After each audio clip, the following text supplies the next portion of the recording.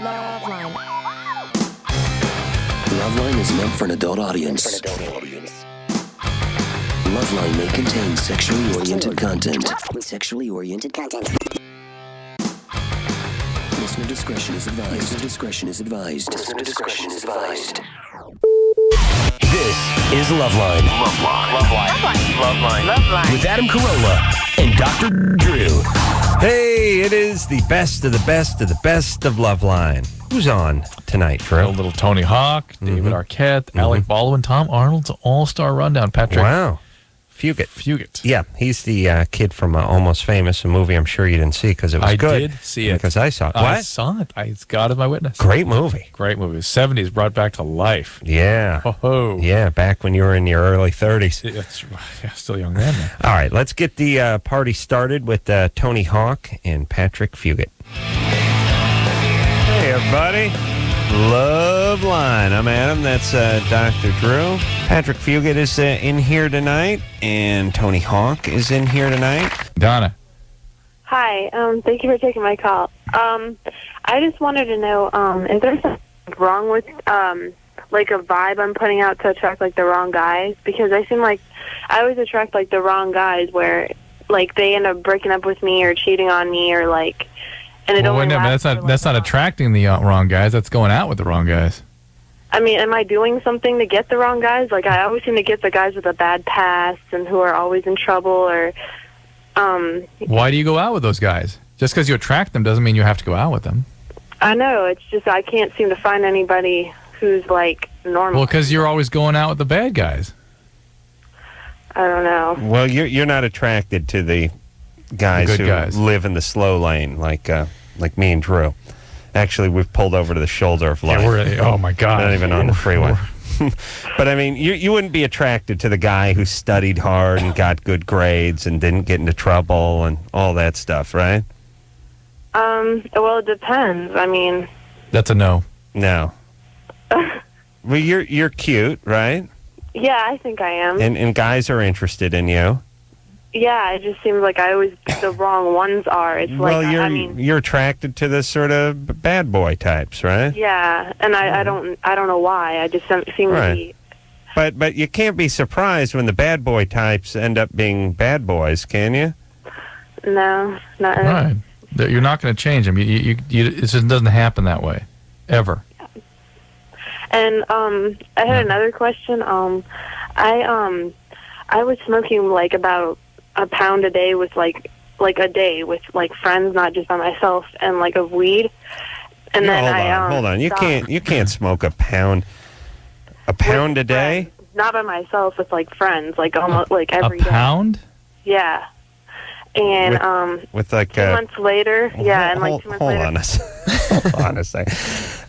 I mean, she was smoking a pound a day, but she was with 185 heshers, right. Or was she with 5 people? The entire island of Jamaica shared with her that pound. Yeah, a pound is a ton of weed. Yeah. I mean, who's purchasing that? How much is a pound of weed? I mean, a quarter ounce, a half an ounce is like $100 or $120 or something like that.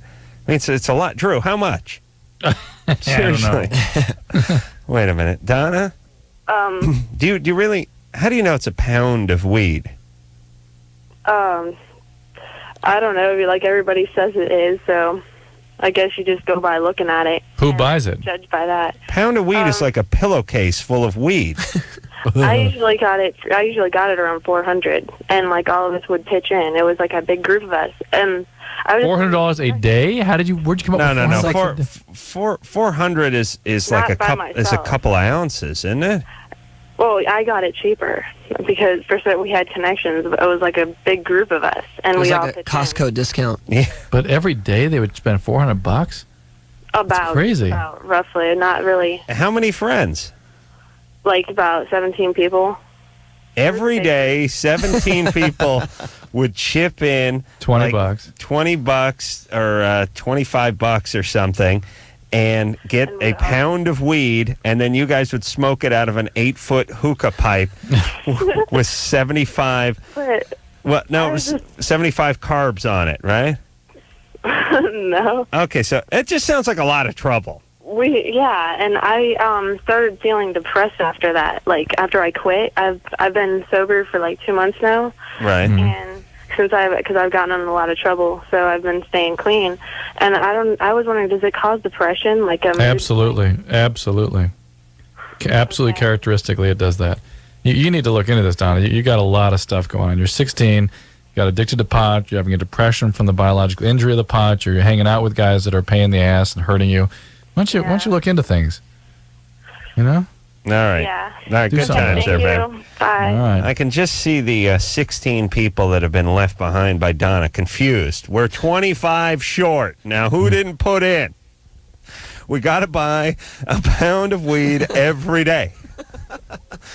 I know she wasn't lying, but could it have been even close to true the way she was explaining it? Didn't seem like it. But it's another one of the callers where it's the weird energy night. How dare you. Joey? Yeah? You're 13. Yeah. Okay, I bought some weed the other day. Well, what? Whoa. Weed? Yeah. Yeah. Oh, Joey. Mm-hmm. What? A pound? What? You buy a pound of weed? No, I didn't have that much money. How much weed did you buy? I bought a dime bag. Dime bag. Yeah, we thought it was just going to be regular, but the guy, I don't know if he like messed up or doing us a favor or something like that. Yeah. He gave us some chronic. Yeah. And that's like, me and my friend, we only smoked like 2 bowls of it. We made like this bomb thing. It's pretty cool, but... Oh, gnarly! Dime bag, by the way, a dime bag nowadays, I mean, dime bag used to be a decent amount of weed, but now I think a guy just blows smoke into a baggie and gives it to you. Is that about $10 worth of chronic these days? No, a dime bag worth of chronic is $20. But well, hold on. How can a dime bag? That's new math. Dime bag can't be $20, can it? Dude, of chronic it is, dude. That's bad.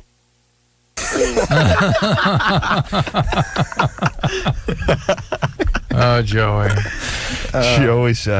You know what Joey ought to do right now? I know Joey is only in like the 7th grade, but he should just go right to junior college right now. Well, forget all about the 8th and the 9th grade and high school. Just forgo all that. You're going to end up at junior college. Just go there. Shouldn't there be an early? No, he'll end up there. He's not even going to make it to high school. Well, maybe you're right. He is getting But again, brain. another argument to go straight to junior college, Drew. Yeah. All right, let me talk to him. Listen, Joey. And I'm sorry about that. No guys. swearing on the air. I'm sorry. Excuse my language. All right, so you're saying a dime bag's $20? Yeah, of chronic. But regular, the Mexican stuff, Right. that's only like $10, yeah. Right. But I was wondering I was praying you would say 15. All right, now listen, Hesher. How long you been smoking pot? You're 13. well, 2 years. 2 years. All right. So 11. Did you see Robert Downey Jr. and his life has become? Who's that? All right, Drew. This is going to be Who's tough. Robert Downey Jr.? You know Yogi Bear? Yogi the Bear? Yeah. Yeah, all right. You'll turn into him. Yeah. Boo-boo. Yeah, you'll be eating them picnic baskets all day and avoiding the ranger. I don't know who he knows. You know Tony Hawk, right? Yeah, dude. Yeah, Tony Hawk Dude, says... Can I talk to him? Yeah, he says don't smoke weed. Okay. Well, here, he'll tell you. No, don't. Go ahead, Tony. You've been smoking weed since you're 11? About. That's just... I'm turning 14 tomorrow. That's so hard to fathom. I said, Tony, tell him not to smoke Yeah, weed. He looks up to quit. Quit smoking it. At your age, Joey, it's overwhelmingly clear that it hurts the brain, it hurts development, and it makes you dependent on these things in order to manage basically life. And it's something a cycle you just don't get out of. Robert Downey Jr., if you remember, I mentioned him, but he started when he was 9. He doesn't know him, Drew. I know, but other people do. As they say, out the gate by 8, in the spoon by noon, back again by 10. That's Robert Downey Jr. for Okay, well, I didn't realize I haven't been like smoking constantly since I was 11. It's been like, since my parents caught me. I started smoking then, and then I stopped for like a few months, like 6 months, something like that. then I started back up again. All right, well, stop. It's only going to get Yeah, I've worse. only been doing it like every other weekend. All So. right, well, just slow it down. Those 'cause dime bags are going to start getting to be they're $100, $200. That's right. Here we have a $1,000 dime bag. I remember when dime bags were 50 cents. Drew, remember those days? Yeah, well, 75 anyway. All right, so, Julia? Yeah? Yeah? Oh, sorry. Hi. What's happening? I just wanted to talk to Patrick Fugit because I have an absolute passionate... I love him. Yeah, he's hot. She's a passionate woman. All right, here he is. Here he is. You're gay. Here he is. Hi. Oh, my... Okay. I wanted to call and tell you that I think that you're wonderful and you're delightful and almost say this is the greatest movie in the entire world after the Rocky Horror Picture Show. And every time I just watch you, you make me smile. And not many people in movies can do that. And I just think that you have an amazing presence. And that's really great. Thanks. And the woman on the phone said that I had to ask you a question. So I just thought up really quick. How did you get the part? 1999, I suppose, in the beginning of the year, they sent out a big nationwide casting call, and I used to have an agency in Salt Lake City where I live now, and I just sent in an audition tape, and I guess they liked it. Oh, crazy. And what have you done before that? I mean, you've done some work before that, right? There's this show called Touched by an Angel that shoots in Salt Lake City, and I've been on that like 3 or 4 times, something That like shoots in Salt Lake City? Oh, yeah. I had no Yeah. idea.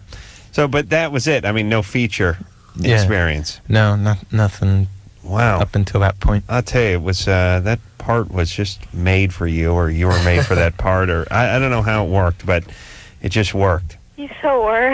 Yeah. He's dreamy, Julia. Oh, well, it's just... my heart is racing. This is absolutely... See, that's the kind of guy you girls should be liking. Yeah. You understand? Yeah, that's right. Not the bad boys. Good boys. Okay. All right, baby. Take Thanks care a of lot. yourself. George, Yeah. you're 14? Yeah. What's up? I have a question for Tony Hawk. Here he is. Yeah. Yeah. What kept you going all those years of skating? What kept me going? Yeah. Learning new stuff. That's what kept me going. Just always knowing that there's something new to do. There's something new to try. And that's still the case. I just don't learn them as quickly as I used to. Also, the 90% caffeine and the 10% MDMA. Actually, staying away from that really helped Oh, yeah, me the to money keep going. got him going, too. No, definitely not the No, money. not the because I skated through the deadest of times. Really? Yeah. That's the thing. You know, when I was a kid, people... To be a pro skater, to dream of being a pro skater, there was no financial gain of that. You know, the pro skaters were the ones that were working at skate shops. They're a role model for you. Yeah, it was just a title you held. Right. Yeah. I mean, nowadays, kids look at skating and they say, oh, I could be a pro skater, I could make money, I could have a career. Yeah. There was no career choice. Well, I mean, you got, like, free junk. Like, You got free junk. If you won a contest, you won $150. Sounds like pretty good money. I mean... And that means you maybe have to travel to Texas to get that. Oh, really? On your own They expense. end up spending Yeah, $100. but you could buy 7.5 dime bags with that money. Or one. Depends on depending on how chronic. good it is. Yeah. Right.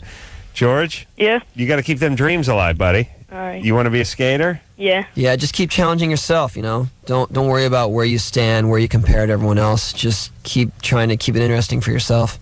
All right. That's right. I have Listen. This I got to give this message out to all the kids, like the commercials, you know, like the tennis shoe commercials. See, the battle goes on within yourself, man. You know what I'm saying? You're your greatest competition. That's the only thing you have to worry about until you get your ass kicked by someone else in competition. Thank you. All right. Go ahead there, George. Yeah. About the weed crap. Yeah, the weed. Actually, they have the bags are a little bit smaller now. They get smaller because it's hard to get. I see. Yeah. Okay. Bags are smaller. Inflation? So, Yeah. okay, so They're gonna be going to $30. 30. The dimes are 30. going to 30s now. Yeah. All right there, buddy. And remember, you can't smoke the weed, and Tony said it very well during the commercial break. You can't skate and smoke out of a bong at the same time. I don't smoke it, but... He said you have to get off the skateboard, get high, and then get back on. But you can't do it at the same time. All right. Oops. He hung up on you, dude. Hey, Adam. Heard enough preaching, yeah. If my kids start talking badass when they're 13 or 14, put a bullet in my head. Okay. I may do it anyway, just to play it safe. All right.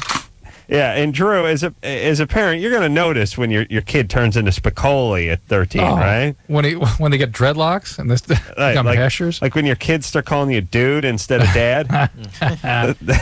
Yeah, maybe you're so clueless. You just think that's what's cool now. It's growing up suddenly. No, Drew's not going to go in for any of that. No way. Drew, every one of your kids can have 2 eating disorders. Is that possible? Can you have 2? Each of them. Yeah, each of them have 2. There'll be 6 between the 3 kids. We will take ourselves a little break, and we'll be right back after this. Hello, this is your radio. LoveLine will be right back.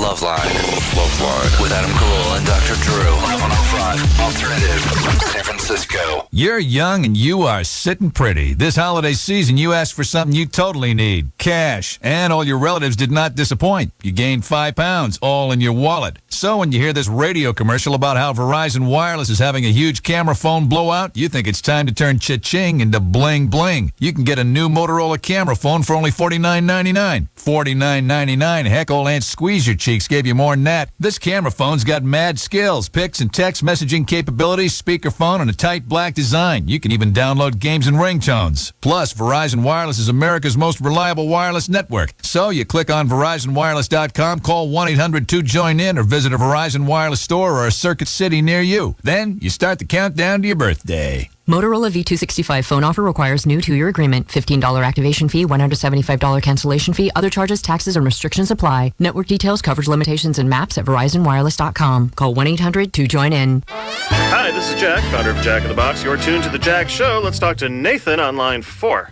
I'm in a rut, Jack. It happens, Nathan. Eating the same food over and over again. It can wear you down after a while. No, I'm really in a rut. That bad, huh? Yeah. Yeah. Try mixing it up. I've got a great value menu with lots of variety. 2 tacos, a jumbo jack, a chicken sandwich. Oh, and you know what? You're in luck, because I just added my new bacon chicken sandwich made with a juicy chicken patty, crisp iceberg lettuce, and 4 pieces of mouth-watering bacon. You should try it. I'm in a rut. Mile marker 17. I'm upside down. I can see the Big Dipper and the tops of some trees. Could you send someone? I'd like to, but we don't deliver. And while Nathan tries to get out of his rut, here's Melissa Reed, a real-life crew member from Kingwood, Texas. Jack's added something new to his value menu, the bacon chicken sandwich, a juicy patty, crisp iceberg lettuce, and 4 pieces of mouth-watering bacon. Try one and get out of your rut. I got home and my answering machine was blinking. When I returned the call, my friend said, "I've got something to tell you and you'd better sit down." He said that my fiancée was taken from me. My entire body went numb. It takes a long time for it to sink in that someone's not there anymore. I'm getting better, but I'm still angry. I mean, what would you do if a guy stole the love of your life? That's the Axe effect. Axe deodorant body spray. Please use responsibly. Are you on a low-carb diet and tired of the fight against carbohydrates? Your battle just got easier with DinoCarb, featuring Phase 2 Starch Neutralizer. Clinical studies prove the active ingredient in DinoCarb reduces the absorption of starch calories. Enjoy carb-containing foods without guilt. We're so confident DinoCarb will work for you, your first 15-day trial is free. Visit dinocarb.com or call 877-DINOCARB. Restrictions apply. 1 free trial per household. Dinocarb.com. It's dynamite. So I'm watching TV with Lamar, and he yells at me to put the game on. So I tell him, "You put the game on. My hands are full." And he says, "Then put down your McDonald's double quarter pounder with cheeseburger and change the channel." And I say, "You put down your double quarter pounder with cheese." So he says, "Fine, we'll just sit here and watch couples figure skating until one of us is done." Of course, the double QPC sandwich is not only tasty, but stacked, so it took a while. But now I know what a triple sow cow is. McDonald's double QPC, pound 1. I'm loving it. Before cooking 8 ounces. So I'm all lamped up for the game and kicking back with a McDonald's double quarter pounder with cheeseburger. And that fool Rick is letting us watch couples figure skating. He's just sitting there while some weirdos dance around in ballet tights. So I tell him to hit the clicker, and he says his hands are full of double QPC sandwich. Am I to set down my tasty burger? Thought not. So we watched for 10 minutes till he finished. But I gotta say, it really is a beautiful sport. McDonald's Double QPC. Pound one. I'm loving it. Waiting for cooking 8 ounces. LoveLine. LoveLine. With Adam Carolla and Dr. Drew. On 105 Alternative. San Francisco.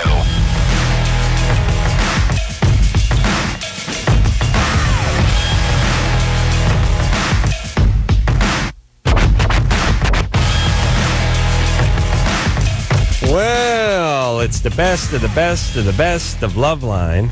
We've bid adieu to Tony Hawk and Patrick. Now it's time to bring up a guy who's nuts, but nuts in a good way. Best possible way. Really. Yeah. And we explained that to him a number of times. Yeah. Yeah. It's starting to get insulting I'm for not him sure now. if he appreciates it or not. All right. Well, I would still label him as a dear friend. Yes. David Arquette. David Arquette is our guest tonight. Aaliyah? Yeah. You're 20? Yeah. What's up? Me and my boyfriend have been dating for about 5 years. We have a daughter that just turned 3. And my sister, when she comes, we go and pick her up out of town. She'll stay a couple nights. We'll drink, smoke a little weed. But my boyfriend and her have sex together. Perfectly normal. Perfectly. Your boyfriend and your sister have sex? Yeah, I watch. And the father of your child. Good times. Yeah. Where's the kid during all this? Oh, my gosh. She's sleeping. Oh, of course. You kidding? She would have never understood. Sick. All right. Yeah. But, like, I watch him give her head, and me and her have given him head together. Your sister. Right. You and your sister. Did somebody Me and my sister have never messed around. We don't touch each other or anything. Yeah, but hold on. Let me say this. The penis, like, you know how water conducts electricity? Yes. I mean, if you're in a tub and someone throws a space heater in it, doesn't matter if the space heater touches you. You get electrocuted. That's the way. Same thing with the penis. You throw it in the room. If you're licking on one side of a penis and someone else is licking on the other side of the penis, that means you two are making out. There's conductivity of the phallus. Yeah, but it's more than making out. I know, but I mean, more than conductivity. You and your sister would be better off making out than having a penis separate. Forget it. You throw a penis into the room, and you guys are making out. You know what I'm saying? If you're in the tub and someone throws a penis in the tub, That's it. You're making out. Oh my God. See, and she's calling from Florida, and I contend this is average behavior. No, this is considered modest behavior by Floridian standards. Aaliyah? Yes. Were the two of you or either of you sexually abused growing up, or did you have bad boundaries with your parents? Something? No, my father was never even there, and actually, well, I guess you can kind of call it abuse, but me and my mom and my sister, I mean, we all smoked weed together, and we drank together, and my mom was like the neighborhood cool mom. Yeah, how old were you when that all started? The cool mom. Cool when you're 11, but exactly. As soon as you hit 18, you realize she's just a loser hag. Yeah. About 12, 13. 12, 13. And would any of her loser friends come around and do weird stuff with you guys? It only happened one time, but I mean, my mom called the police, had him arrested, and he was actually like a police athletic league guy. And what happened? I was sleeping on the couch, and I'm a very hard sleeper, and all I know is that I woke up, and my pants and my underwear were down around my knees, and I jumped up because I was like 14 or 15. I was really scared, and I went and told my mom, and he tried to act like he was sleeping, and he didn't want to get up off the couch, and I said, well, Mom, pull the blanket down, because I knew he was naked, and she pulled the blanket down, and he was naked, and she told me to lock the doors, and she called the cops. Lock the doors. Yeah. So he couldn't escape. Yeah, she didn't want him to try to leave. Of course, he couldn't unlock the doors, I guess, yeah. Well, no, my mom's boyfriend was standing in one door, and my mom was in front of the other. She's a pretty big woman, so I don't think he could have gotten through her. Hold on. I'm getting quite an image of this mama. Oh, yeah. Part linebacker, part drug dealer. All cool. Yeah, picturing this woman blocking the door with like a joint hanging out of her mouth, wearing a pair of those stretch pants. What's going on here? Damn it, Smitty! I can't believe you did this to my daughter. I told you the second time you finger my daughter, you're out. Now I'm calling the police. Aaliyah, Yeah. this is a disaster. Did you really need to have a kid? Oh, that's messed up. Please. You got to be a horrible mother, possibly worse than your own. Are you kidding me? That's terrible. No, I'm just kidding. Well, you're carrying on with your sister. You can't like you have a bizarre relationship with your boyfriend, who is the child's father. We don't mess around with other couples. We're not swingers. Look, that would be a great step up if you fooled around with strangers. No. Hold on a second. I can't get over this. It's like it's not like we swing. It's not like we invite other couples. We just have sex with family members. I just blow them with my sister. Yeah. What the? Yeah. All right. Okay, baby. We got some problems, Aaliyah. You don't perceive normal boundaries. Yeah. You need I just have a question. Yeah. It's mainly to Dr. Drew because I guess he deals with like the psychological or whatever. Well, go ahead. I was wondering, is there anything wrong with me not getting jealous or not having a problem with? There's something wrong with you in that you're engaged in this entire situation. Really? And you don't seem to perceive the emotional impact and the violation of normal boundaries, and the necessary impact it would have on your child that you carry on this kind of relationship. Well, it's not like it's gonna last forever. Yeah, but it doesn't matter how long it goes on. Your kid has a mom who thought this was a good idea one time. This is who you are now. No, not that it was a good idea. I don't. If I heard it coming from somebody else, I'd be like, "Whoa!" Then why do you allow it to go on? It happened. Then why do you allow it to go on? It hasn't happened recently. Okay, baby. All right. Hey, listen, I'm going to guess your husband's profession. I'm guessing it has something to do with tar or asphalt. He's a mechanic. Oh, he works around metal. Yeah. Yeah, that's always the kiss of death, working around metal. What kind? Diesel mechanic? No, car. Okay. Yeah. Okay, listen, do not get pregnant again. I'm on the shot, so. Please. Good. Please, double down on that shot. Okay. And you come from a crazy environment where there wasn't too many boundaries. It's time to stop that. What's the boundary? Well, no there kidding.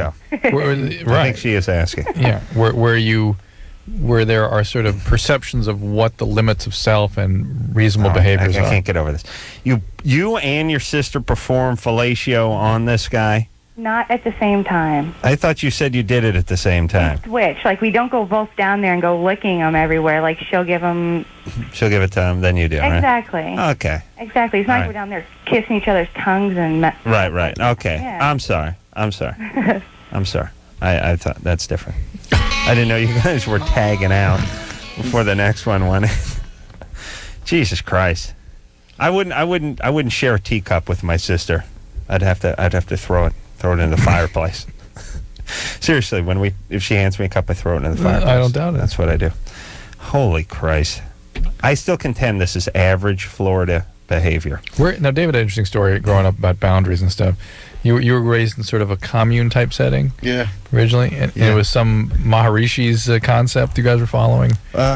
Yeah, there's this Indonesian guy. It was sort of just a spiritual philosophy. What was his name? His name was Bapak. Uh-huh. Where was it? It was, well, I was born in Virginia on this commune called Skymont. You were born on the commune? Yeah. But what year was that? 71. Well, that was... You got screwed.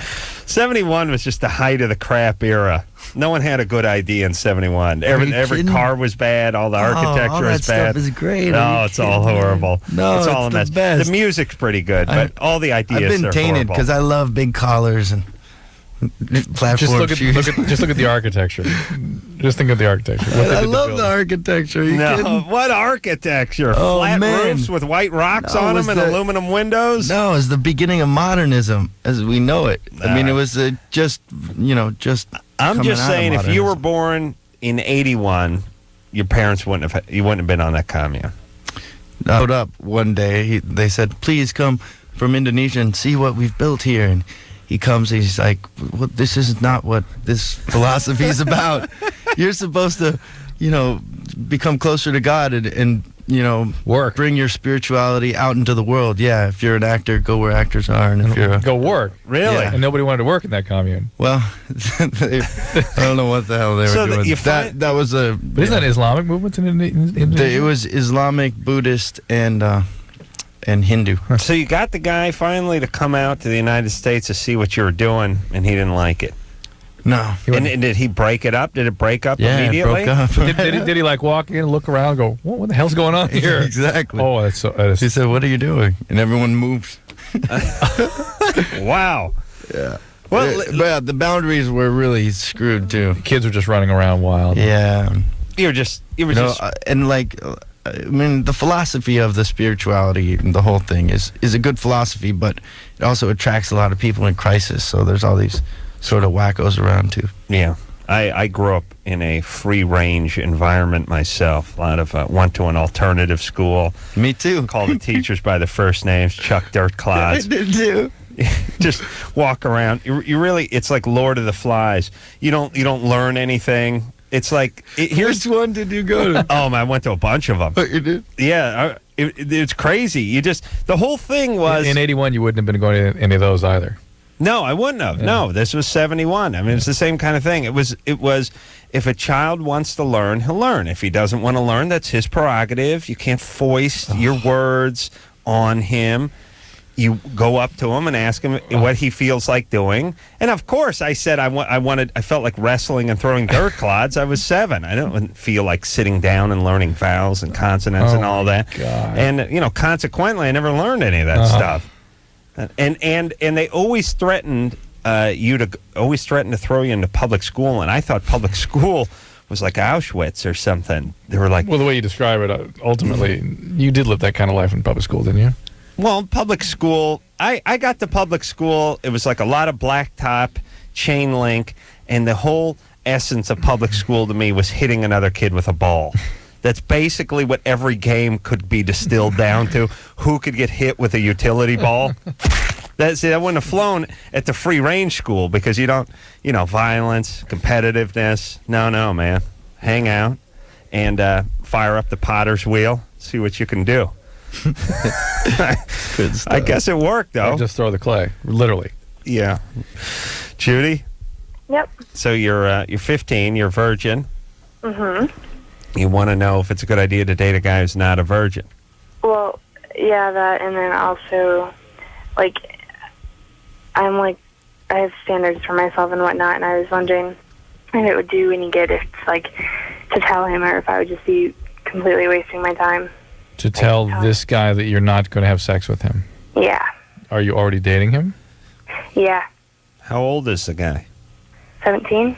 17. And I don't understand. I don't understand what you're asking. Well, she wants to know, should she be upfront with the guy and tell him, look, you're not getting laid? To see if he really sticks around, or what would your... Well, I want to know if I'm wasting my time. I want to know if he's in it for having... I see. So you want to test the relationship. Exactly.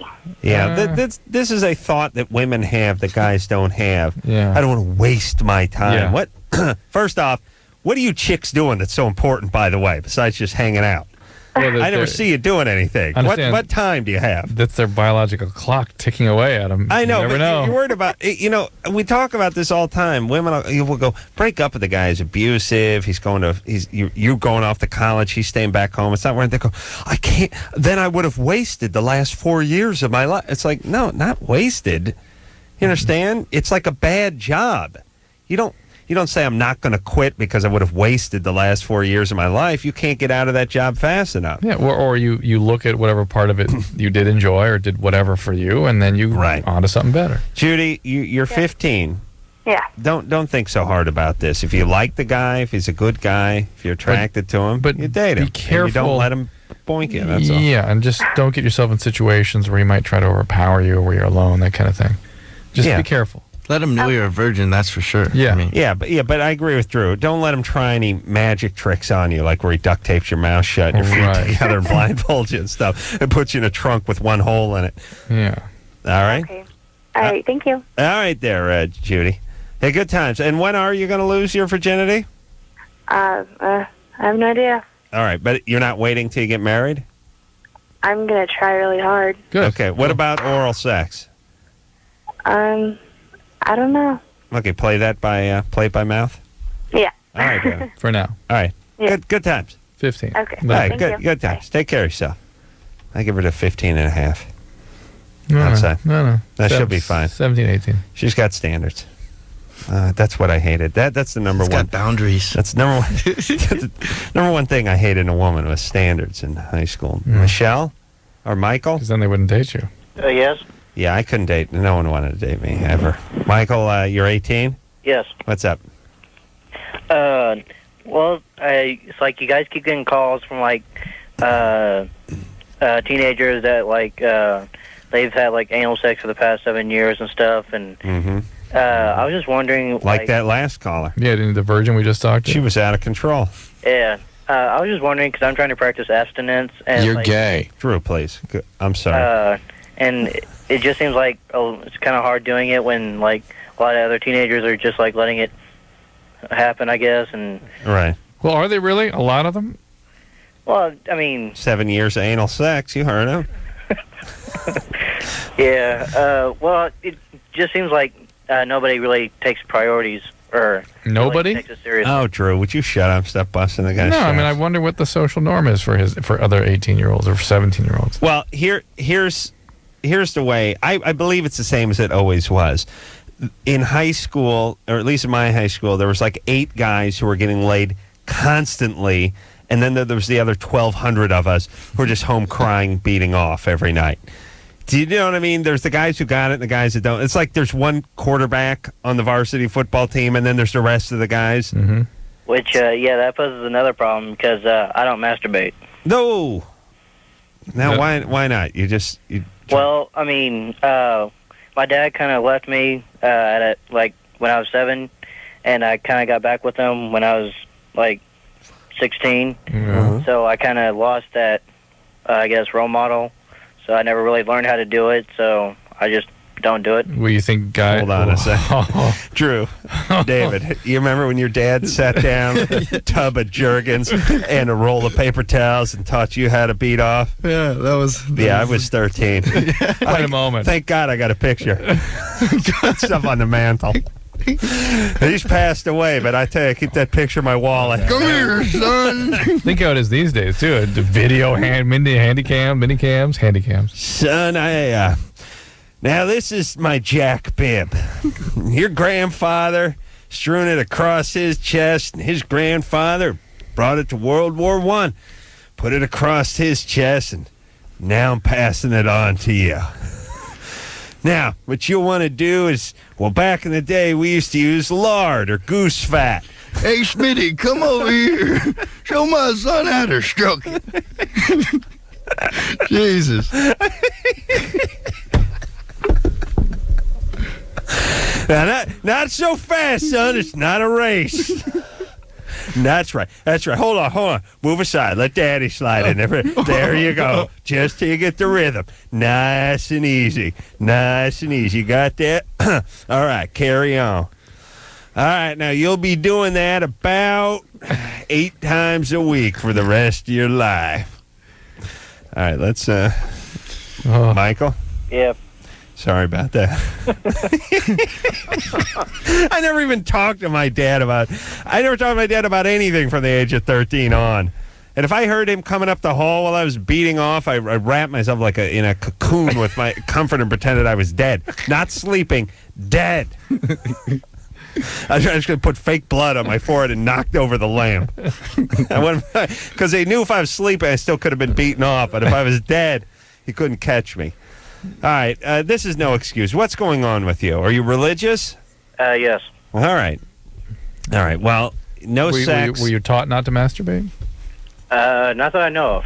No one mentioned this to you. All right. Do you have sexual urges? Yes. Do you have erections normally, like when you wake up in the morning, that sort of thing? Yes. Okay. Do you have wet dreams? I try not to.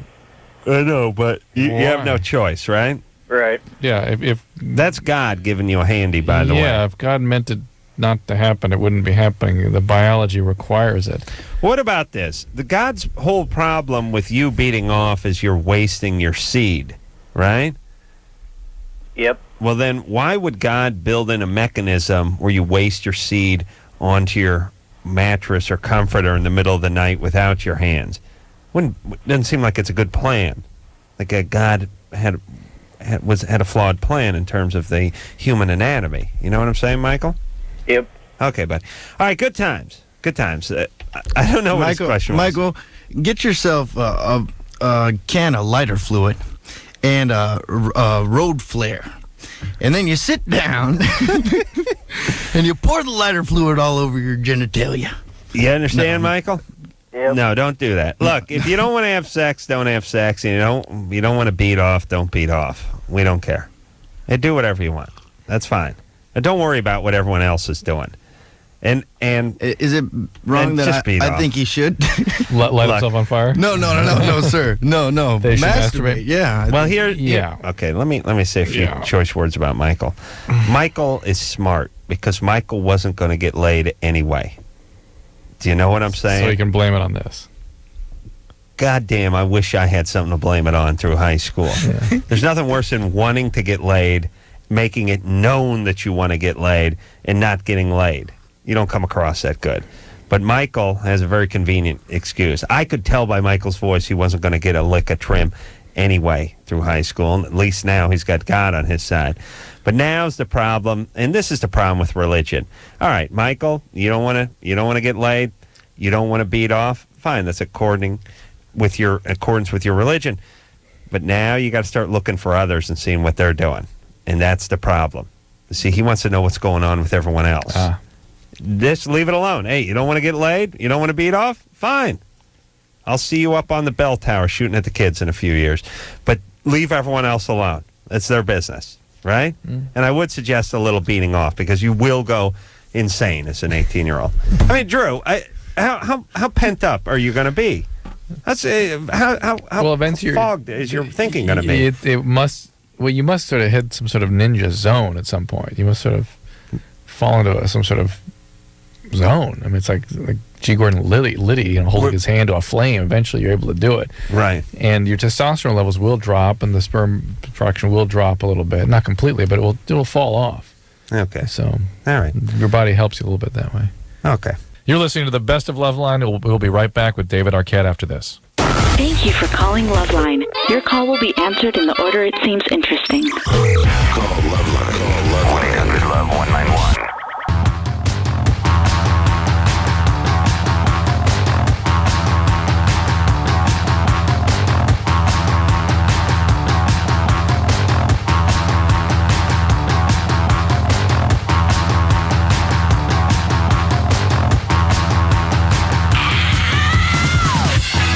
Still the best of LoveLine, and we're going on with more David Arquette. Take ourselves.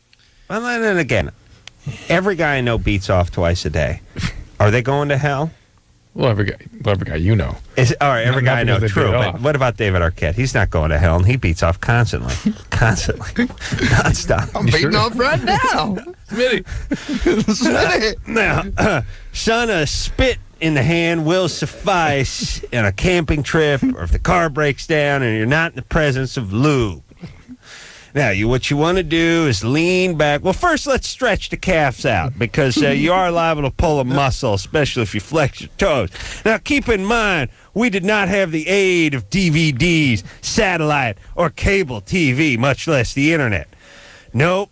Your father had to look at a picture on a raft box of a chick in a bikini floating in a kidney bean-shaped pool. Great-grandpa Stu had to draw a picture on a piece of bark with chalk. He used a burnt piece of stick from the fire to draw something that resembled a butt cheek on a piece of birch bark. And that's all he had. He used to use the light of the moon to illuminate it. Grab that National Geographic and bring it over here. Yeah. Yeah. Now, son. Look at those milkers. Now, I know she's Adrian? Yeah, hi. Hey, you're 16? Yep. What's up? Huh? What's going on? Well, I'm thinking about getting my clit pierced, and I just want to know if it's a good idea or not. I did it, and it got infected. Oh, well. And then your clitoris got desensitized, too, didn't it? Yeah. Had to double down on the vibrator. Yeah, and then you were just all done, completely done. That's right. Now I'm a nipple man. Oh, okay. So you're 16. You want to get this done, huh? Yeah. What's up, baby? What happened to you? Nothing. Something. No. Oh, Who yeah. didn't pay attention to you? At No, least? no, I get there's a certain amount of little She's got girl the girl voice voice here, too. Yeah. Molestation. Molestation. No, Come on. nothing like that. Where's Daddy? He's home in the other room, Mm-hmm. Drunk, passed out. sleeping. Mm-hmm. And when did you lose your virginity? Where's my bourbon? A couple months ago. That was it, huh? I'm gonna play a new angle. Religious parents? No, How's mom? she's fine. Parents still are together? they jewelers? No. No, let's see. I'm gonna get a stud in there. No physical abuse. No physical abuse? Nope. Nobody ever hit you. Nope. And you just want to get the hood pierced. Yeah. Well, my friend did it, and she said it really helps sex. So. What if... Oh, no, whoa, now wait a minute. If the deal here is that you're concerned that you didn't have an orgasm during intercourse or that it wasn't that pleasurable, and that a clitoral piercing is going to somehow help that, you can forget about it. Do you understand that? Yeah, I mean, I had fun. My friend just said it made, she got it, and she said it helped, and it made it feel I understand, like but if you're looking for help in that regard, this is not the way to go. Do you understand that? Yeah. What's up? How you doing at school?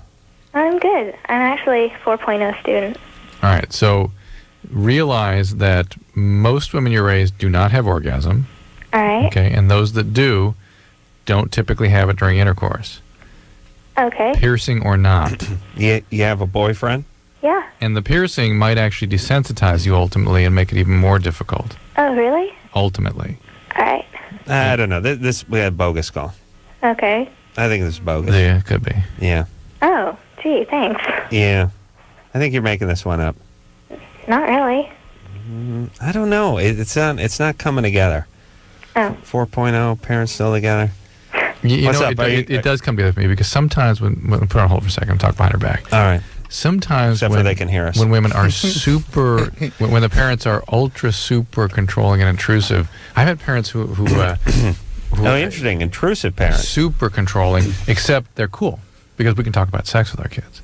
And we're going to talk about it, and that's going to be okay. And the kids just go, hey, well, that's my way out. All right. Your parents controlling?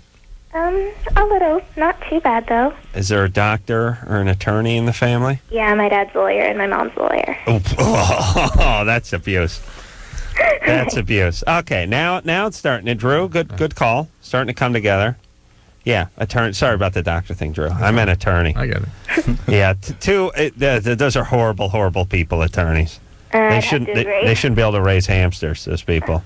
Well, a They're few horrible. seconds ago you said your parents were great. Now you agree they're horrible people? Well, they're not horrible. They're just kind of Yeah. use big words and stuff. It's right. It's time to do something that would piss them off.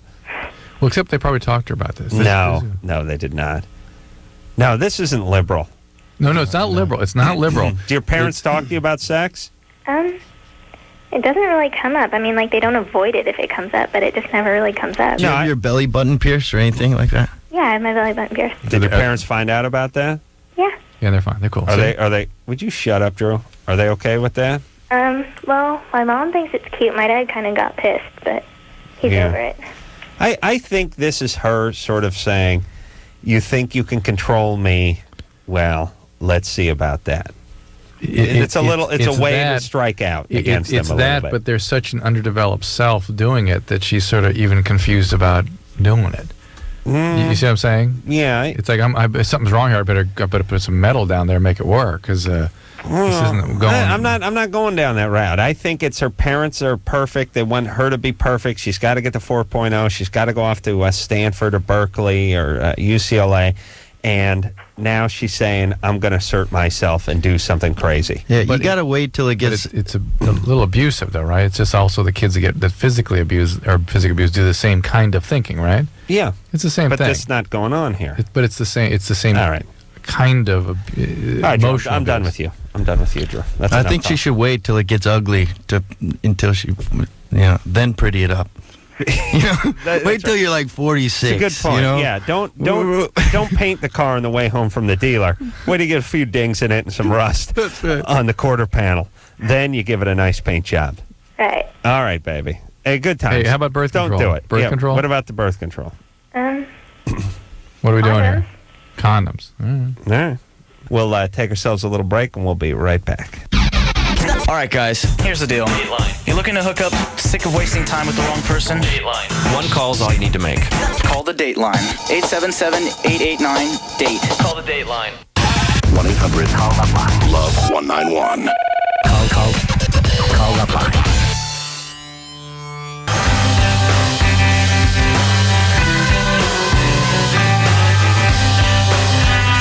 Hey, yo, it's the best of the best of the best of LoveLine. We'll say goodbye to David Arquette, Tony Hawk, and Patrick Fugit. And welcome a dear, dear friend, believe it or not. I think you ran into him on an airplane and talked him into doing this. No. I met him on an airplane.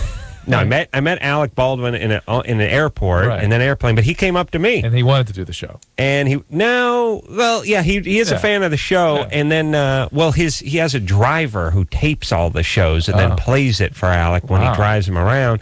But then he started calling me and stuff on my cell phone. It was crazy, and he was nice enough to come in here on his 44th birthday.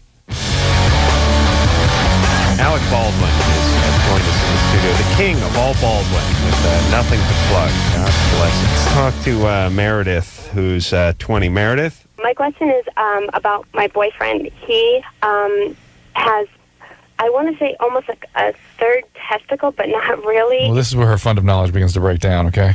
I'm sorry? Go on. It's in the sack with the other two? Yeah, and it's been there for about 6 months, and why hasn't he had this checked out? He's missed 2 doctor's appointments because of work and stuff. And I was just wondering if you knew offhand what it could be. Yeah, there's a lot of possibilities, Meredith. If it's something really serious. It could be. If it feels hard and sort of rock-like, it can be cancer. It could be a hernia. It could be a cystocele, spermatocele, varicocele. There's all kinds of things that can get going in there, and some of which are harmless, some of which can affect fertility, and some of which are very serious. Yeah. So they're all sort of funny, though. Yeah. Initially, at least. Yeah. The third ball scenario is always a funny one. I think that's kind of odd, though. Like, what guy gets a third ball, and right away he's thinking, hey, it's a third ball. Like, their mind doesn't say, oh, it's cancer, or it's varicocele. They're going, wow, lucky me. Cool. You know? Yeah. Right. It's an opportunity. It's like if someone crapped in their change purse, they'd feel the weight and go, there must be more change yeah, I'm in the money. there. Yeah. Yeah. We're going to the arcade. So Meredith, take him on in, okay? He's got to get this checked out. Okay. All right? All right, thank you. All right. Good news about testicular cancer, even if that's what it is. It is highly, highly curable. It is. Curable. Is that one of the ones that's better than what? That's one of the best ones. It is. Really? Yeah. What's the worst one? They add the solid tumors, adeno, lung, pancreas, pretty much any brain tumor. But that would make such a big deal with like Lance Armstrong and. But if men's brains are in their penises, then it's the same thing, right? Well, the testicular cancer. The third ball is brain cancer. Interestingly, this testicular cancer makes for the brain right away. It really? Sends right up. Yes, Exactly. absolutely. It's a pipeline. Yeah, it is a pipeline. And it just hitches a ride with. But testicular cancer, it's a miserable chemo and stuff, but it's completely curable. What cancers are they making a lot of progress on? Prostate? All of them except the solids. I mean, it's like 90% of cancers are really quite treatable. What do you mean, except the solids? This is the adenocarcinomas. Again, lung, pancreas, colon. The thing about colon that's such a disaster is that you can get it before it converts to a cancer by doing regular colonoscopies. I mean, there's no reason for anyone to have colon cancer in this country. How old should you typically be before they start shoving that hose up your... 50, but I've already had one. And I'm only 43, so... Oh, you've had the colonoscopy? The big snake up there and everything? Yep. Yeah, did they knock you out? Oh, yeah. They give you a pelvic? Yeah. Yeah? They give you an epidural? No, just asleep. Twilight. So they put you down and then hit you with the snake? Yeah. Wow. Yeah. Are you sure? You just didn't get some GHB and got raped outside a club? How do you know you got snaked? Maybe they just charge you for it. They don't even do it. I remember when you wake up, do you feel kind of... I woke up and I actually looked for a little while what they were looking at. So you were twilighted, but you still had the video thing going. I remember still looking. You were stoned, but not so stoned you couldn't watch a little tube ski there. Little tube of tube. Yes. Exactly. Alec, you ever had that? I never got snaked. No, I never had that happen. I'm 44. Today's my birthday, oddly enough. Yeah. Happy birthday. I'm 44 today. I mean, it's time to... Have we got time for a quick snake right now? He's a doctor, right? I don't have the equipment, but we could run across the street. Oh, I could put. Anderson could throw something together. We got enough mic cords and extra equipment back there. We could work something it's out. Westwood One. Come on, we need fiber optics. Okay, beautiful. Yes, John. Yes. Yes, you're 16. What's up? Hey, well, I was just calling to ask that I was making out with my girlfriend, and I was leaving. When I was leaving her house to go home, her mom came up to me, and she was just asking me if I've ever dated an older girl or anything like that. Right. And she was kind of putting her hands on me. And I was, Liar, whore, and you know it. Please, this is so weak. I didn't know what to expect. You're a worse actor than I am. Yeah. How old are you? What's his name? Steve? John. John, how old are you really, John? 16. You're 16? Yes. Okay. No, you're a complete spaz, John. You cannot pull this lie off. Why? Because there's no woman that would be attracted to your retainer-wearing spindly ass at this point. I see you very clearly. Your head is as narrow as a coin when it's on its side. You're all braces, and your hair's all over the place, and you're spindly, and your scrotum hasn't dropped yet. You're the guy that jumps off the bridge in Saturday Night Fever, you know what I mean? Yeah, that's you. You're like a young George Segal. Do you play the trombone, John? It is the banjo, I believe. The banjo? All right, that's it, John. You're wasting our time. You understand this is a very important show. Alec Baldwin's a very important man. Drew's a doctor. I'm me. And you're wasting all of our time. Do you understand? Well, I'm sorry if you don't believe me, but... Yes, we don't. Oh, okay. All right. I'll see you in hell. Yeah. All right? Yeah. All right. We'll chill together. All right. No, I will torture you. I'll torment you. Megan? Yes. You're 25? Uh-huh. What's up? I was actually calling to comment on the previous caller who had mentioned that she felt like she was going to urinate when she was having sex from behind. Mm-hmm. And actually, that's pretty a common side effect of G-spot stimulation for a lot of women, especially women who have female ejaculations. Mm-hmm. That may or may not be true. Okay. But do you have G-spots, by the way? I thought that was just something you guys made up to F with us. No. They exist. Something we couldn't find. Yeah. They exist. Yeah. And do you have female ejaculation? Yeah. And is that every time you have an orgasm? No, it's only with specific G-spot stimulation. It's not with a regular clitoral orgasm. And what does that mean to you, G-spot stimulation? The anterior wall of the... And how does that work for you? How does that work for me? Yeah, how does that happen for you? Usually with fingers. Jesus Christ. You know, from an evolutionary standpoint, we're going to have to grow a second dick to keep up. We are, because you got the third mouth. You're going to have to get a knuckle on your dick, I think. Yeah, like a speed bump, because you have the oral orgasm now, right? Mm-hmm. Then you have the clitoral. We have the clitoral orgasm, and you have the penetration orgasm, and now you're having a G-spot orgasm? It's basically two orgasms. You have the clitoral, which is the same as, generally speaking, the oral. Right. And then some women have what is either termed vaginal or G-spot orgasm. Right, and those are probably a mix of different things in different people. So Yeah, okay.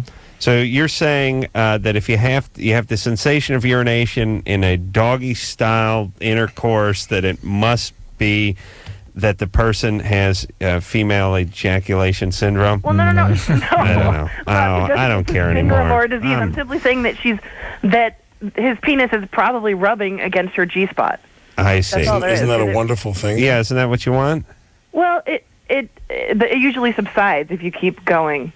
That's the thing. So she basically look up this stuff online. She should push through it. You've never heard about this before. Yeah, but this stuff is all sort of conjecture, really. Maybe. Well, it's not conjecture. You're talking to somebody right now. This is voodoo orgasm, women quite out frankly. there who experience the same thing. Absolutely, but it's conjecture as to what exactly is going on biologically at this point. Yeah. Voodoo orgasm? I like that. This is voodoo orgasm, I think. But basically, she said it's oral stimulation for the one, and the other was with your finger. So the Johnson just doesn't fit in at all there. It doesn't come in at all, right? I've learned from this show that women have almost no use for the penis. They have none. They really don't. They all want oral Can we ask sex. her what she thinks of that? Does the penis have a function? Megan? Yes, it definitely does. It does. What is it? What would you say? What's the Well, function? It's to hold up a sombrero during the victory dance afterwards. To put your wedding ring on while you're No, at the hotel? I usually do clitoral stimulation with penis penetration. It's not like you can have. It's not like it's either or. I see. You do it. You manually do clitoral with the hand, Or with a toy, or with whatever. I see. Okay. All right. You're scaring me sexually. There I are gotta women. get going. There are women that will have orgasmic incontinence and/or ejaculation with exactly what you're describing. So the G-spot thing may or may not be a part of it. So. Orgasmic incontinence. I love that. Yeah. It's something that I think a guy would like initially, but then soon grow tired of in a What long kind of relationship. incontinence do you have? Do you have incontinence? Orgasmic. Do you? No. I have incontinence. I have dream incontinence where I dream I'm taking a leak about. Tell him your story. He has never heard this one. What's the You haven't story, told the story in a Drew? long time about when you were at your girlfriend's house and you had that lovely dream about the. I wet my girlfriend's bed many years ago while I was sleeping with her. And you have what? You have like barley, hops, malt, and No. The dream was very interesting, though. The dream was I have a lot of violent dreams, and I was in front of a castle on like a fjord with the bog. A bog, yeah, with the steam on the ground, the fog and everything, and I was doing battle and doing nicely, slaying people with the swords and whatnot. And I just got done slaying everybody and realized I got to take a leak badly. And I was undoing my armor as fast as I could do it, but I realized I didn't really know how to undo my my bronze underpants because I didn't put them on. They were on when I started the dream, you know. So I started to get them out, and I just remember dropping those bronze underpants and just leaking on the side of the castle, like looking up thinking, this is the end of a good day, you know. I killed a bunch of like Huns, and now I'm taking a leak on the castle. And then I looked up and I was looking at like that cottage cheese acoustic ceiling, and I thought that's an interesting sky above the castle. And then I thought, wait a minute, I'm not standing at all. I'm horizontal. And then I said, oh Christ, I'm my girlfriend. That's not a minotaur. That's my girlfriend. Right.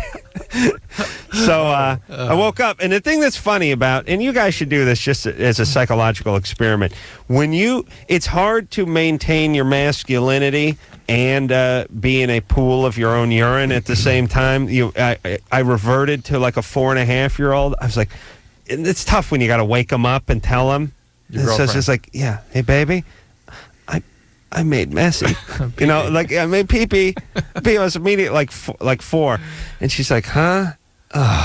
And she immediately snapped in that, get up, and I couldn't do anything. I was like, I like stood, and she flipped things and pulled stuff off and flipped stuff around. So you have Nordic fantasy incontinence. Yes. Medieval. Yes, medieval incontinence. And so the really worst part is we were only together for another like 4 months, but she would always, it'd be like 4:30 in the afternoon, I'd be drinking a beer. She's like, are you sure it's a good idea? Yeah. All right, come on, please. She's talking about your ass right now. What are you talking about? Yeah, that was old Stephanie. Yeah, it was good times. Yeah, broke my heart, that bitch, Drew. Broke my heart. Oh, you want to talk to Matt over here? Sure. Matt? And I've done it 15 times since then. And Drew, you think that's a problem? Do you not? Yeah, wedding that the in bed the problem category. twice a year. Sure, I put that in. See, I think that's healthy. So you agree to disagree? Yes. Matt? Yeah. You're 15? Yeah. What's up? I was down in Mexico, and they got these prescription drugs. They have them here too, I think, called Somas or Somacid. Mm-hmm. And if you take 3, it's like a muscle relaxant. Yeah. And if you take like 3 or 4 of them, it's like being drunk but better, and you start hallucinating a little bit. Mm-hmm. And I just want to know, like, what can that do to you? Like, can it mess you up? And yeah, they can be highly addictive. It's actually converted by your body into something that used to be called Miltowns, meprobamate. And when you get addicted to this stuff, which happens pretty easily, and I've treated a number of these now, It is hell to get off this drug. It's one of the worst detoxes you can possibly go through. One of them. And don't mess with this. And it's a severe sedative. You can overdose on it pretty easily. But and Matt, just in general, at 15, trying to get out of your mind high is probably not a great sign. Where do you live, Matt? Phoenix. You live in Phoenix.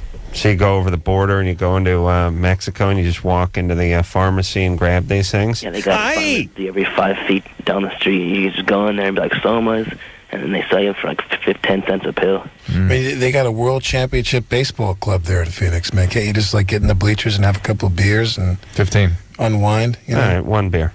All right. Well, you sound like you're 40, quite frankly. Your voice, or is that do you have soma laryngitis or whatever it is? Are you loaded right now? Are you loaded, man? No. No. Hey, Matt. He smokes a little pot. That's why it sounds like that. Matt, here's what I just want to tell you truthfully. I grew up in North Hollywood with a lot of guys who did a lot of stuff, and it's just basically most of them are alive now, and most of them are sober now. But from age 15 or 16 to age like 28, your life is completely gone. Right. You get high, you spend a lot of money, you get no education, you move nowhere, you have a lot of relationships that are screwed up, a lot of family relationships that are screwed up. And then somewheres you get around 30 and you stop producing so much testosterone and you've screwed up and got 100 DUIs and, spent too many nights in jail and stuff. Eventually you go, all right, this is enough, I'm tired of this. And you dust yourself off, and then you begin what you should have began when you were 17, except for you're 31. Bingo. So Bingo. Why bother with that whole dance, Matt? It's a toy you play with, and the sooner you put it down, the better. All right, Matt. All right, thank you. There you go. Knock it off, please. All right. All right. Let's talk to Eric, who's 29. Eric? Oh, yeah. I have a question for the doctor. All right. For Dr. Drew. I have, sort of an embarrassing problem. When I'm aroused, I get a lot of pre-cum. A leaky gasket. Yeah, very leaky, and it's kind of I'm kind of self-conscious about that. I was wondering, do you know if there's any medications or any herbs that would reduce? No, definitely not. You might be able to. How about just stuffing some kitty litter down that urethra to soak it up before you leave the house? I could get it down there. Yeah, I know, with your dart. But again, snake it. Well, you just load it like you're loading a musket. You you get the horn of litter, and you just stuff it down the urethra. Get that Davy Crockett kind of powder bag. Right. Keep your powder dry. Yeah. Eric, no, there really is no good way. You might want to do the Kegel exercises, some muscular contraction that might help it, but probably this is just you. So, Eric. Yeah? If you were, let's say, making out with a young lady for a period of time, and then you went home, there'd be a big spot in your underpants? Yeah, there would be. And it's kind of sticky. Yeah, okay, buddy. We got that part. Yikes. Okay. Sticky, you're saying? Yeah. Okay. Get that down. And do you have a girlfriend? Not really, not right now. But don't you think if you had a girlfriend, you could kind of work this out? Well, kind of in the past, I've had I've had partners that didn't want to go down on me because they didn't like the taste of pre-cum. So it can be a kind of a problem, It can interfere with my sex life. Are you gay or straight? I'm actually bi. Yeah. Okay. Well, the guys weren't into it either? Well, some of them yes, some of them no, but it can create problems because some people don't like Eric's. Hang on a second, Eric. Hang on a second. Yeah. Eric is the equivalent in a male of the little girl voice. I mean, imagine how old did he say he was? Well, I know he's 29 because I'm looking at the thing, but he sounds like he's 12, 14 and a half. Yeah. Like he's wearing a wind-up beanie or something and has a slingshot hanging out of his back pocket covered with pre-cum. Eric? Yeah? What happened to you? Anything? Were you molested? No. What turned you into the voice that we hear today? Anything? You really? Yeah. What nationality are you? Hispanic. Do you own a ranch in Ojai? No. No trauma in your history. No trauma? Yeah. Not really. What does not really mean? Well, what kind of trauma are you talking about? Well, like violence in the home. Yeah, anyone beat on you or molest you or anything? Not really. What does not really mean? I'd say no. I kicked ass a few times when I was in junior high and stuff. So I see. But your dad never raised a hand to you? no, definitely not. Definitely not. Nor a priest. No priest, nothing. When did you lose your virginity? Well, I kind of grew up in a rural area, so I don't know what you mean by virginity. If you're talking about Bill Clinton's definition, I didn't lose it until I was in my 20s. But if you're talking about just getting a blowjob, then I might have got one when I was like 15, 16. So depends on your definition of sex. Yeah, Eric. He's all over the map. Yeah, Eric, what do you do for a living? I think Eric's just gay. Yeah. And he's just not dealing with it. Eric, you're gay.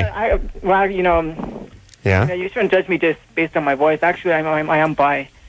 Right. I've slept with both. But I've said this many. I think your penis is trying to tell you something. Yes, bi is. Penis is telling you what you are. Women can be bi. Bi for guys is gay with a publicist, basically, which is you're really gay. You just don't know it. Right. You'd rather be called bi. Right. Bi is you have an album you're releasing. Well, then why have I had sex with girls and enjoyed it? Well, you have a small penis, you fag. And what was what the hell was it? That was Clinton. Listen, any gay guy can slip up. You know what I'm saying? What do you mean slip up? They have sex with a woman. Eric, what do you do for a living? I'd rather not say. All right. Okay, listen. I would. What does that have to do with the leaky dick? I don't know. We're getting off the subject, but anyway. All right. Do the Kegel exercises and open yourself up to the notion of being gay full time. All right? We all get that vibe off of you. And who knows? Maybe you'll even get Alec Baldwin one day. And especially just all the intellectual defensiveness that you... trying to dangle a carrot out in front of me, see? All that defense is... Intellectualizing is not real. It's justifying. It's trying to make things a certain way when they're not. Something seemed up with it. All right, we'll take a break. LoveLine will be right back. So get your problems ready. Ready.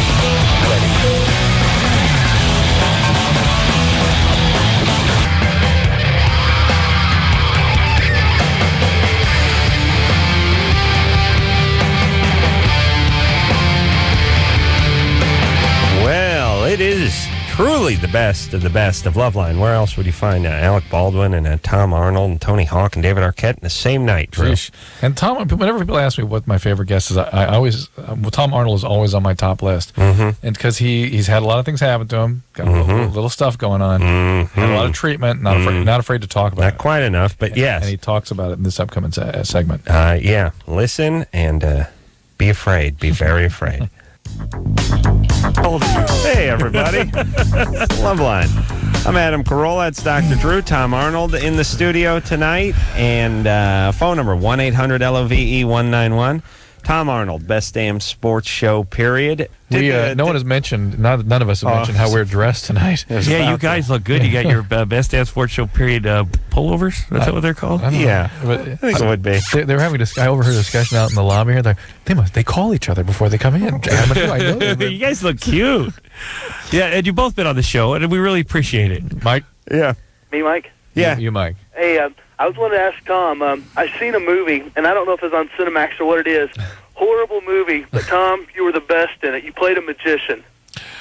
Oh, yeah. I did a little tiny, I think it's a movie called Lloyd, and I just did people I used to buy my glasses from. They said, listen, we're going to do an independent film someday, and would you please be in it? I said, all right. If you get it together, they worked really hard, and the whole family put their house up, and they did everything, and they called me one day and said, will you do this and do a couple scenes in it? And I said, sure. And then it was on TV. This is a while ago. They lost their house?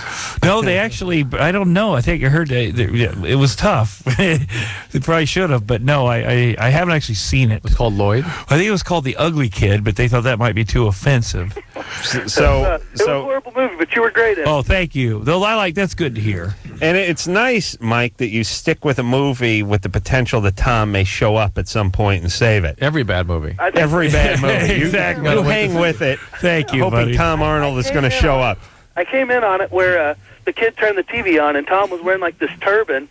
Yeah. With a deck of cards in his hand and was doing some kind of magic trick. See? And I said, even in my stone state of mind, I was like, "There's no way I'm turning this off." There it goes. Well, see. Thanks, man. He did what he could do, Mike. Yeah. Thank you. He did. All right, and what you're playing, like Marshall Brodeen or something, like one of these TV magic guys? I don't know. You don't even know. I love that. Oh boy, James. Hello. You're 14. Yeah. What's up? I was actually like molested by my neighbor when I was 6 years old. Was that a male? It was actually a female. Wow. How old was she at the time? I don't know how old she was. Roughly. Later 20s. Okay. Oh, so she was an adult. Did she make you have sex with her? No, she just pretty much like touched me and stuff, and probably the last like couple of years, I've just been like having like thoughts about guys and stuff, and I'm just like, this isn't really right, you know? And like I was just wondering what I should do.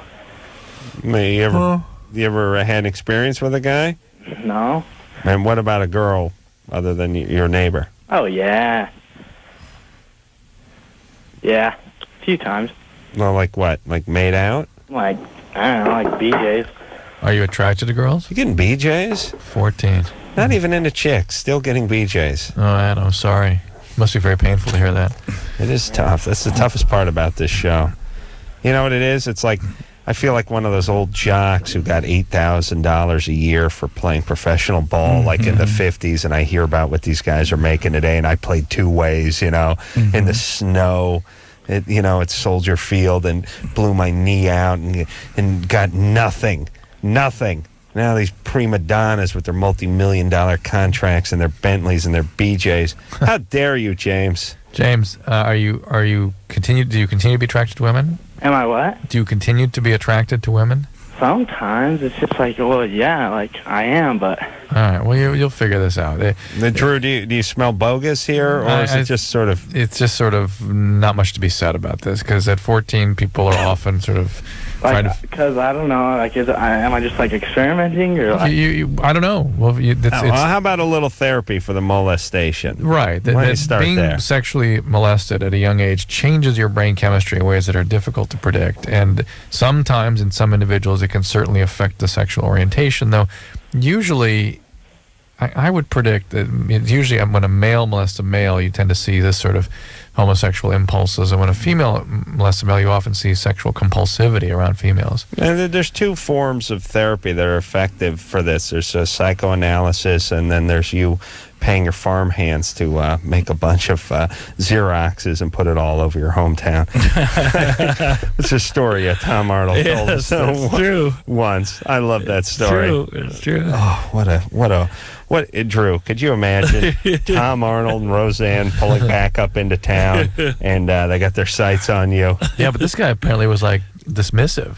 Yeah, he was just an ass. Yeah, he's an ass. Tell that. Oh, you mean Tom Arnold's guy? Yeah. Tom, tell that story. Okay, briefly. Story. When I was young, my mother hired a babysitter, a guy who lived across the street from me back in Iowa. Phil, wait, if I can interrupt, Tom. Yes. What you don't know about Tom is, because I've read his book, his mom was a very colorful person. She was very colorful. That's a piece that has not been filled out for our listeners. She was married 7 times before she passed away from alcoholism. But I knew her until I was 4, so she would drink a lot. That is why all of Tom's relationships end at 4 years. At 4 years, magically, at 4 years, boom. He's like the Olympic Committee, right? So she would go out a lot, and she hired the best guy she could find to come in and take care of her little Tommy there. Right. And this guy was 18 years old, and he was a pervert. He would do these weird things, which I always was confused as a kid about. And wasn't sure why he was, but he gave me a lot of attention. You like that when you're a kid. Sure. So he was molesting me and everything. And so when I got sober many years later, when I was 30. I started talking in rehab, and where a lot of people had problems, and I said, well, I was molested by my neighbor, and and they said, what'd you do about it? And I said, well, eventually he dumped me or whatever. Eventually we went our separate ways. Sure. And, I never told my dad about it because I didn't know what was happening. Right. I didn't know, I didn't know what sex was. I was a kid. So I started thinking about the guy. I said, well, I'm going to look him up. So I did some checking and found out he was where he lived, and And found out where he worked. He had a good job. He was a church leader, white collar, and he had adopted 4 boys. So then I started thinking, well, I better go. I better go confront the guy. And this is back in Iowa. Yeah. This is when I lived out here. He's still in Iowa. That's right. With his 4 boys. So I found out where he worked, and I was going to confront him. And I worked with my therapist for about 6 months, and so I wasn't angry. And so I went to where he worked. I hadn't seen him. You weren't angry. Yeah, exactly. Who's your therapist? I hadn't seen him since since we'd broken up, or what? I hadn't seen him in many years. Right. So I go there where he worked. First of all, I go up to the receptionist, and at the time I was famous, and she sees me. She goes, "Oh my God, what are you doing here?" And I said, "I'm here to see so and so." Oh, I gotta tell him. No, don't tell him. Don't tell him. This is gonna be a surprise.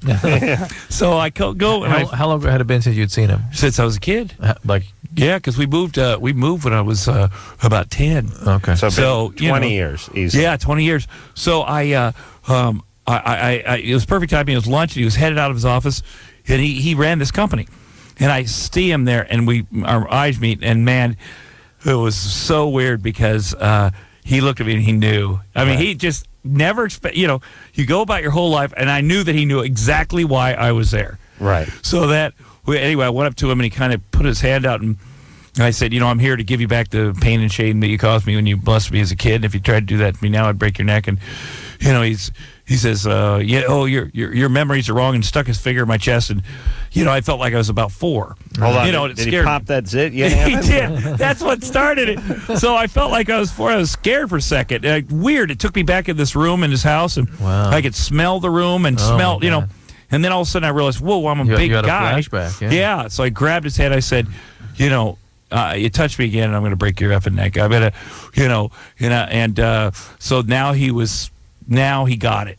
And by now, people come out of their offices, and we're seeing this, and they kind of knew what was going on. So they heard you saying all this stuff. Yeah. So I ran outside. I remember it was freezing in Iowa. It was like feeling so good because I'd confronted him and got in the limo and headed to the airport and got on the plane. And then as soon as I got back home, the private eye that found him called me and said, "Well, one more thing.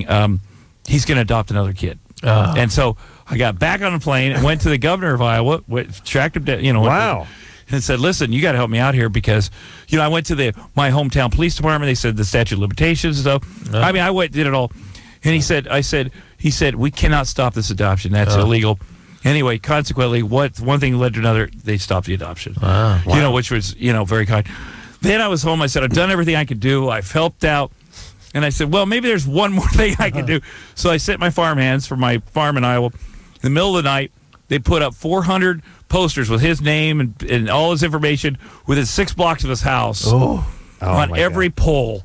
Just so the other kids in the neighborhood had an idea. What did the flyer say? Do you remember? That his name and what his crime and what the kind of pedophile and beware of him, his address and. Good thing Tom wasn't angry when he did this. But let me say this: I did get a little with the reason. Part of the reason I got when I was thinking about confronting him, I was like, I don't know if I want to confront him. I was in court. My sister was on trial. I'm sitting there, and I'd talked about being molested on on Oprah or something, and this girl came up to me at my sister's trial and said, "Yeah, I saw you in Oprah. I know who molested you." And I go, What do you mean? She goes, "Yeah, it's my brother-in-law because he molested my husband." Oh my God! So I mean, that gave me the vow. Then I'm like, okay, I'm going to do. And it was interesting because I rounded up the old kids from the neighborhood and tracked them down and hadn't heard from them in a while. Very interesting take everybody had. These people I hadn't seen in 20 years. And some people were really embarrassed about it and didn't even want to talk about it. Some people were like, wow, it's, because it wasn't just me. They've been abused too? Yeah. Oh, my God. Yeah. And now... This is the thing we always say about child abuse, is that one guy can... Oh, yeah. Hundreds. Yeah. So now, when you put these things up, you get the adoption stopped. Right.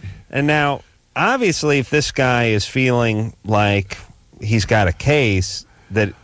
obviously he did it, because if he didn't do it, he'd be suing Tom and Roseanne at the time. I said, when I was on television, I said, I'm going to call him blank, and I said his name every time. I pretended that it was a fake name because it's a standard name, right? But I said his real name. Wow. So I was in my that's not the healthiest way to do it, but I was challenging him over and over again. And he never brought any... No, he could, never. Because he didn't want this exposed, exactly. obviously. Still, I wonder. Oh, with the kids. Could you imagine? But let me just play devil's perverted cousin here. Yeah. Which is the statute of limitations had run out on Tom's case. I know. Roseanne's worth $100 billion. This guy has one of the flyers as Exhibit A. Probably could have come out here with a legal team and sucked a couple million from Tom and Roseanne's bank account anyway. Yeah, you know what I mean. But obviously, he would have fought it. This guy wouldn't have the resource to to go Well, out that's there. probably true. It's an inspirational story, Tom. Yeah. I do love that story, and I don't know whatever became of that guy. And I wonder, did you ever find out, for instance, about the 4 boys he did adopt? Well, he's got a wife. He has a wife. At least. What can I do? I mean, the word is out. Oh, you did everything you could do. But you feel bad, but you also don't want to, you just pray that it's, whatever. Yeah, and the biggest problem that we know from doing this show is that when guys like that victimize these people, I mean, there's a 25% chance they'll come to Hollywood and strike it rich in comedy, but higher than likely chance they're going to stay back in their hometown and do some molesting of their own. Right. And that's the syndrome. And that's what makes these guys sort of world-class predators. And that's where in a way they're worse for society than people that do things that almost seemingly sound worse. Like killing. Yeah, in a sense, because as sad as it is, when you kill your victim can't then kill other people or can't destroy other people's childhoods or can't go on and almost continue your work in a certain sense. We'll be right back with the best of LoveLine and Tom Arnold after this. LoveLine. We'll be right back.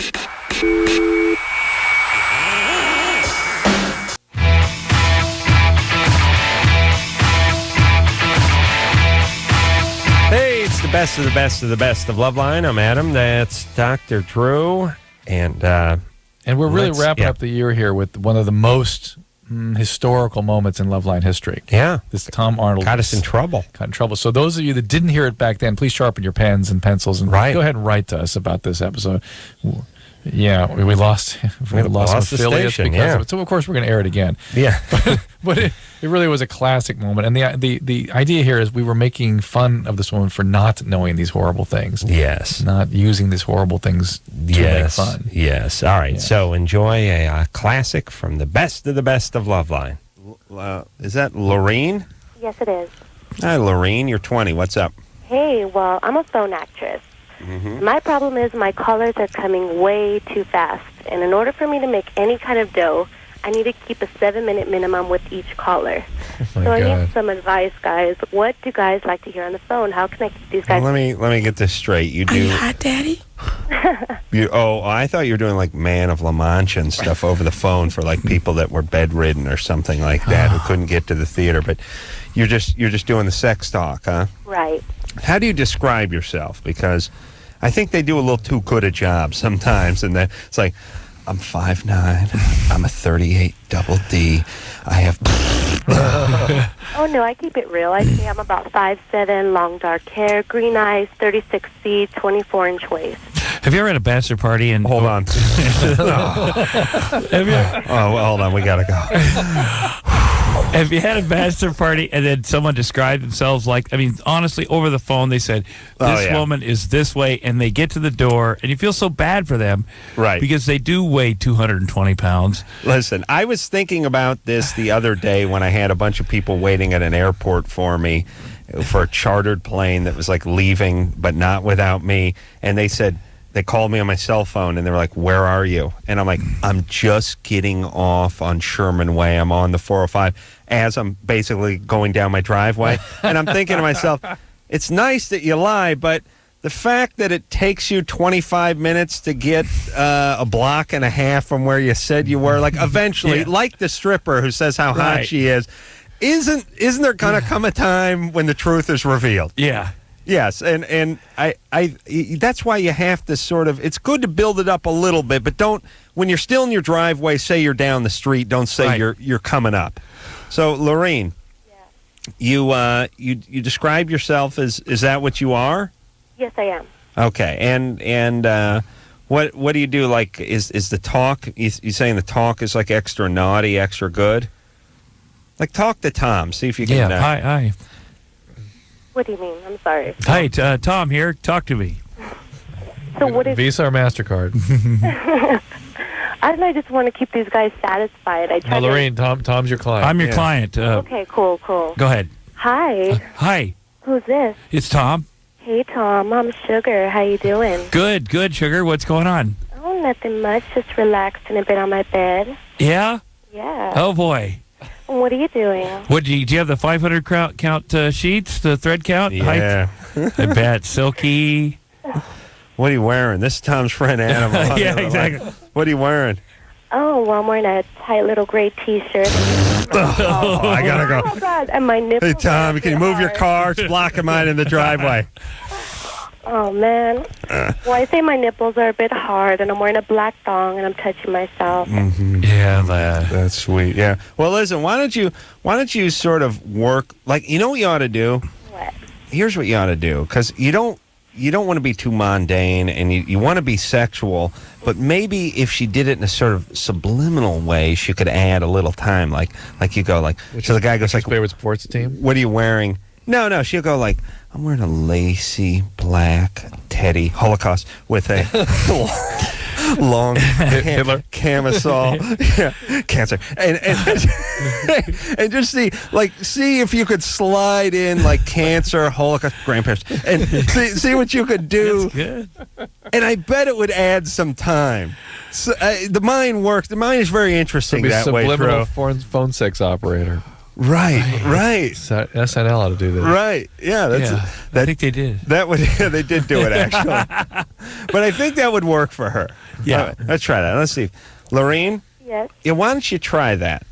So here's what you do. I ask you what you're wearing, and somewhere you work in Vietnam very quickly. Very quickly. All right? Okay. All right, here we go. And what are you wearing, Sugar? I'm wearing a nice lace garter with a nice black lace bra. Oh, yeah. Yeah. How's that? Yeah, but Vietnam. It was almost perfect. Where's the Vietnam part? You got Vietnam. okay, see, listen. It's my fault for attempting to communicate with the people that I was called the amazed show. that I thought that you had pulled that off with her, and she was like right on it. Yeah. But it was too good to be true. I know. Well, maybe she actually worked it anyway. We just didn't notice it. Yeah. I did notice my penis take a little dip in the middle of her description. You're Interesting. True. I'm telling you. All right, I got to try one more time with her. Just Lorene? Yeah, I'm here. Okay, let me explain. I have this subliminal suggestion idea. Don't use that word. That's too. I have this quick word thing that's going to hurt the guys' penises, okay? Okay. Now, when you describe what you're wearing, I want you to very quickly work in the word Holocaust.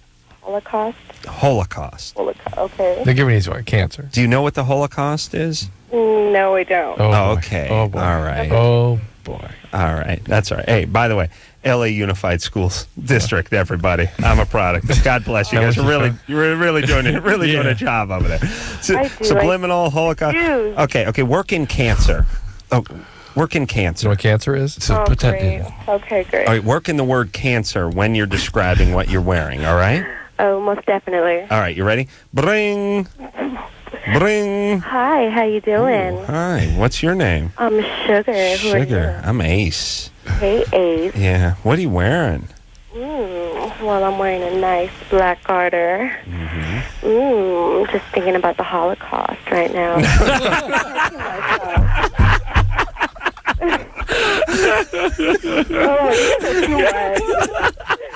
I'm sending you my bill. Yes. No. Lorene, we may need to tweak this just a little bit more. This is... but that was good. Right. No, you take direction as good as any actress I've worked with in this town. It really is good. All right, Lorene, that's your new angle. Yeah. there it is. She should actually try that tonight. I'm thinking about the Holocaust.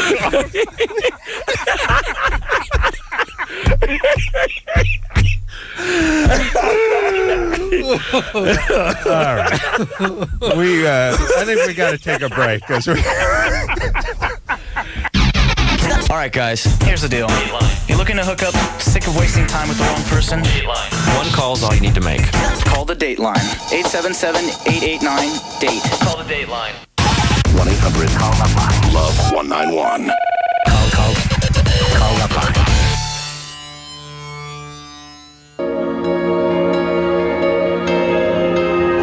Well, that's it. I want to thank Tom Arnold and Patrick Fugit and David Arquette and Tony Hawk and dear friend Alec Baldwin for all joining us tonight, even if it was unbeknownst to them. And for all of you and all of our guests for supporting us all year long. This is the end of the year. That's it. All right. Game match set All right. match. Well, have a healthy and a happy, and we'll see you in the new year. And until next time, this is Adam Kroll for Dr. Drew saying mahalo. I'm going to say something amazingly profound right now. Blah, blah, blah. Millionaire. Blah, blah, blah, blah, blah.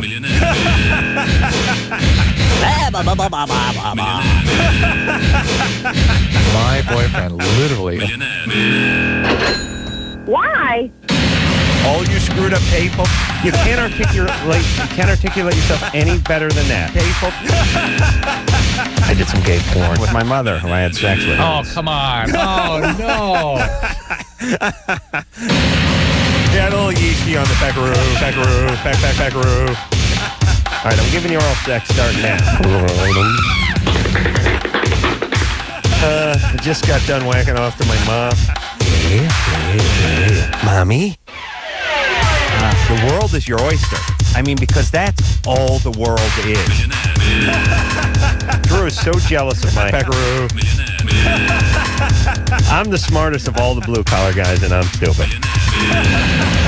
The point is if I can do it, anyone can do it. My boyfriend, literally a millionaire. Yeah. This has been LoveLine. LoveLine. The opinions expressed on this show are not necessarily those of the staff, management, sponsors, or this station. The producer for LoveLine is Annie Gold. LoveLine is a presentation of Westwood One Entertainment.